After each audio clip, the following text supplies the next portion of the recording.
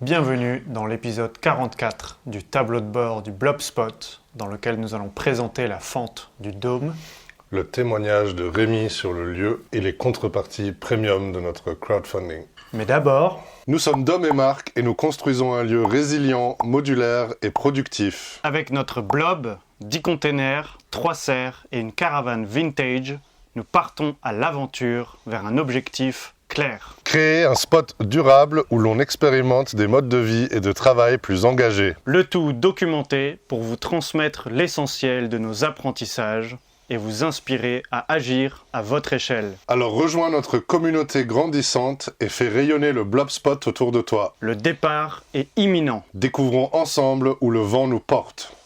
Dans la continuité du chantier du dôme, nous avons réalisé une deuxième découpe de la tôle. Afin d'intégrer une entrée lumineuse au niveau de la salle d'eau et du vestiaire. En image, la fente du dôme. Ça résonne par ici? Comment ça se fait? Donc dans les grandes lignes, le dôme a 3 zones lumineuses. Une de par la porte d'entrée, puis les 2 portes d'origine. La troisième source lumineuse, c'est cette fente. Pourquoi aussi fin? C'est une question de sécurité. De faire aussi fin, c'est aussi pour éviter de faire plein d'ouvertures très larges. On est relativement réticent de faire des grandes découpes au-delà des portes pour maintenir l'intégrité structurelle du container. Donc plusieurs étapes, choix de l'emplacement, choix de la taille, préparation du cadre, tout le cadre, préparation du cadre.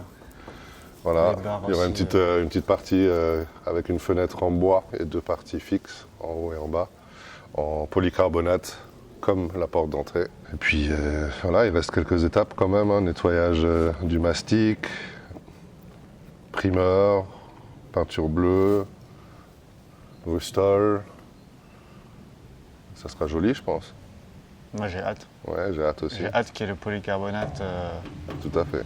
placé. Et que ça soit étanche. Ouais. Il n'y a plus qu'à. Il n'y a plus qu'à. Plusieurs réunions de chantier sur nos containers ont été partagées avec Rémi, membre du collectif Parenthèse de la Casemate 10. Dans un enregistrement vocal, Rémi partage son approche du lieu. Quelles sont des caractéristiques que toi tu apprécies ou recherches là où tu travailles? Avoir un lieu hybride, à la fois vivre, travailler, et après notre activité fait aussi qu'on construit, donc le côté atelier.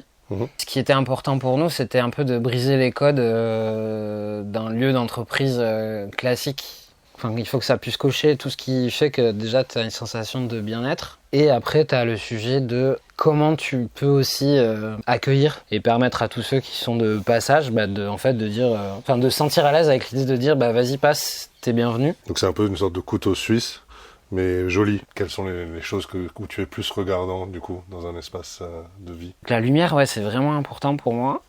Et je te rejoins un peu sur les espaces ouverts aussi. C'est vraiment les manières d'habiter qui sont propres à chaque être humain.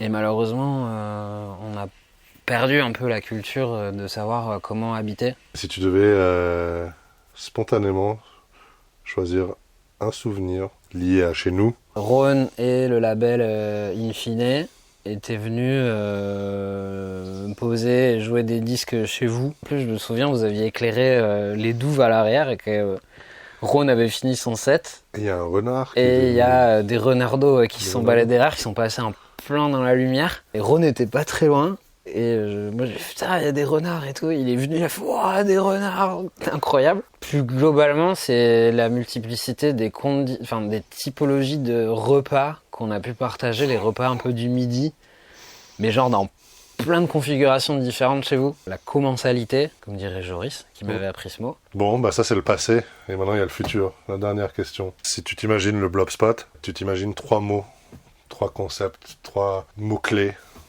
Pour toi, qu'est-ce que tu aimerais y retrouver quand tu viendras nous visiter? Ça rebondit sur ce qu'on disait, mais je pense que c'est l'essence aussi du projet, c'est quand même polyvalent. Polyvalent, et ça me fait rebondir sur partage. C'est un lieu où tu peux expérimenter. Cool, merci Rémi. Avec plaisir. Retrouve Rémi et son travail sur collectifparenthèse.com. Notre campagne Ulule suit son cours et nous frôlons les 50% de notre premier objectif. Au-delà de présenter notre projet de lieu, ce crowdfunding est l'occasion de mettre en lumière nos futures productions destinées à notre boutique coopérative. Voici la diversité des contreparties que nous proposons. Pour 10 €, obtiens ton fragment de container qui vient tout droit de nos découpes de tôle lors de nos chantiers.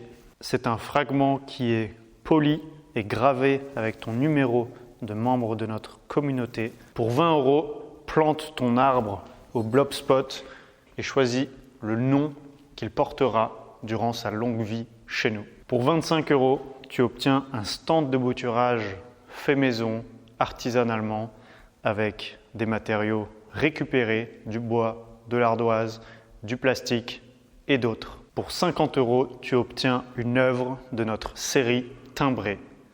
Une série faite à partir de timbres collectionnés et de pochoirs stylés. Pour 100 €, c'est notre contrepartie phare, 1 mètre carré du Blobspot, qui symbolise ta pré-souscription à notre future coopérative. Et en plus, ton prénom ou le nom de ton choix sera gravé sur un de nos containers. Pour 75 €, une immersion en solo de 2 jours au Blobspot pour découvrir le lieu et nos hébergements expérimentaux.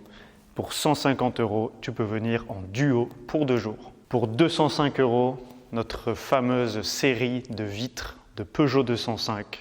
205 vitres décorées par notre logo et d'autres motifs. Une édition limitée et très collector. Enfin, les gros lots, les vitres uniques. Pour 1000 €, Chute libre de Marin, sa deuxième réalisation après Libre comme la vague. Pour 1000 €, le Vortex brésilien réalisé par Raj. Et enfin, pour 1000 € également, Enlacement, œuvre de Clara, qui nous fait frissonner. Toutes ces contreparties sont disponibles sur notre page Ulule et il est temps de contribuer. Séduit par une ou plusieurs de nos réalisations?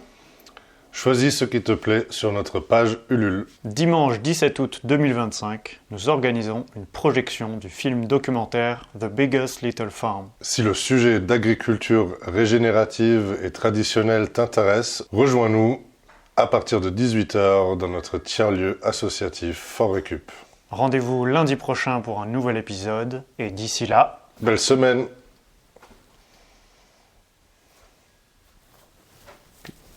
ça a été rapide.